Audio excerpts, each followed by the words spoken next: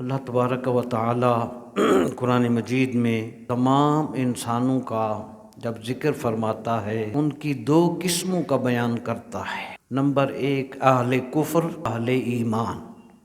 ان دونوں انسانوں کی زندگی کے مقاصد جدا جدا ہیں اور ان کا انجام بھی الگ الگ۔ ایک گروہ کی زندگی کا مقصد صرف دنیاوی زندگی ہے اور دوسری جماعت کا مقصد دنیا اور آخرت میں کامیابی۔ سورہ البقرہ کی آیت نمبر 201 میں فرمایا، اور کچھ لوگ ایسے ہیں جو کہتے ہیں اے ہمارے رب ہمیں دنیا ہی میں سب کچھ دے دے، وما لہ فی الآخرۃ من خلاق، تو ایسے شخص کے لیے آخرت میں کوئی حصہ نہیں۔ اور بعض لوگ ہیں جو کہتے ہیں ربنا آتنا فی الدنیا حسنہ وفی الآخرۃ حسنہ وقنا عذاب النار۔